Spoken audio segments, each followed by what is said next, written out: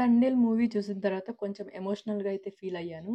కొంచెం ఏడుపు కూడా వచ్చిందనమాట. హే! Welcome back to my channel. ఈరోజు నేను 'తండేల్' మూవీ అయితే చూసాను. చూసిన తర్వాత రివ్యూ అనేది షేర్ చేసుకుందాం అనిపించింది. నా పర్సనల్ ఫీలింగు. అందుకే ఈ వీడియో అయితే షూట్ చేస్తున్నాను. నా ఛానల్ గనక ఎవరైనా ఫస్ట్ టైమ్ చూస్తున్నట్టయితే లైక్ చేయండి, షేర్ చేయండి, సబ్స్క్రైబ్ చేసుకోండి. సో 'తండేల్' మూవీ వచ్చేసి మనకు అక్కినేని నాగచైతన్య గారు, అలాగే సాయి పల్లవి గారు నటించారు. ఈ మూవీ డైరెక్ట్ చేసిందొచ్చేసి చందు ముండేటి గారు. ఈయన అంతకుముందు లైక్ 'కార్తికేయ 1', 'కార్తికేయ 2' అలాంటి ఫిల్మ్స్ అయితే డైరెక్ట్ చేశారు. సో, తర్వాత ఈ ఫిల్మ్ అనేది డైరెక్ట్ చేశారనమాట. మనకు మ్యూజిక్ డైరెక్టర్ వచ్చేసి 'దేవిశ్రీ ప్రసాద్' గారు, డీఎస్‌పీ గారు. సో, అసలకి తండేల్ అంటే ఏంటి? తండేల్ అంటే గుజరాతీ లాంగ్వేజ్‌లో లీడర్ అని అర్థమనమాట. సో, స్టోరీ ఏంటి ఈ మూవీలో అంటే నాగ చైతన్య గారు, సాయి పల్లవి గారు శ్రీకాకుళం జిల్లాలో ఏదో ఒక గ్రామంలో ఉంటారు. వాళ్ళు చాలా డీప్‌గా అనేది లవ్ చేసుకుంటూ ఉంటారనమాట. సో, లవ్ చేసుకొని పెళ్లి చేసుకుందాం అనే టైంలో వాళ్ళు ఈ నాగ చైతన్య తండేల్ అవుతాడు. అంటే లీడర్ అవుతారనమాట.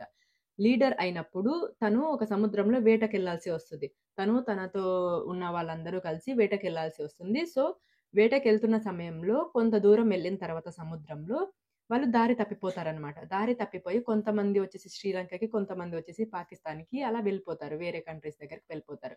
వెళ్ళిపోయినప్పుడు సో, పాకిస్తానీ దగ్గరికి ఎవరైతే ఎళ్తారో వాళ్ళతో పాటు మన నాగ చైతన్య గారు గూడా ఉంటారనమాట. సో, వాళ్ళ పాకిస్తానీకి దొరికినప్పుడు వాళ్ళు మనల్ని ఎంత టార్చర్ పెడతారు. అసలు వాళ్ళ దగ్గర నుంచి నాగ చైతన్య వాళ్ళు ఎలా తప్పించుకున్నారు. ఈ లవ్ స్టోరీ ఏదైతే జరుగుతుందో ఇంతకి వాళ్ళు కలిసారా లేదా?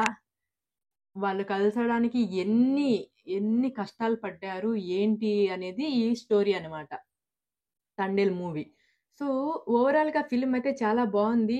చాలా ఎమోషనల్‌గా ఉంటది. మొత్తం లవ్ స్టోరీ అనమాట. Deep love story and with దేశభక్తి కూడా యాడ్ అయింది ఇందులో.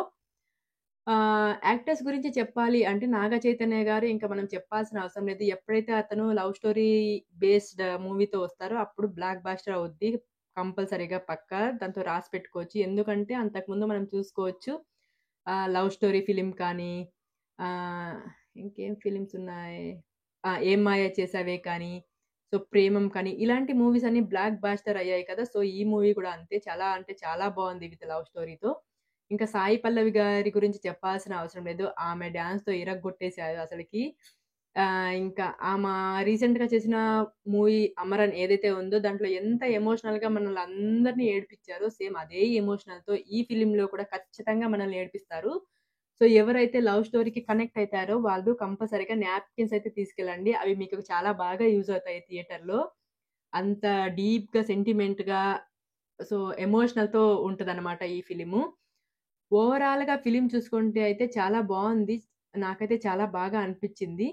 ఇంతకీ మీలో ఇప్పటికి ఎంతమంది ఈ ఫిల్మ్ అనేది చూసారు? చూసుంటే కామెంట్ చేయండి. నా వీడియో ఎలా ఉందో కూడా కామెంట్ చేయండి. ఏదైనా తప్పులుంటే గనక నాకు కామెంట్ చేయండి. నేను సరి చేసుకొని నెక్స్ట్ మూవీ రివ్యూతో మళ్ళీ కలుసుకుందాం. Thank you so much.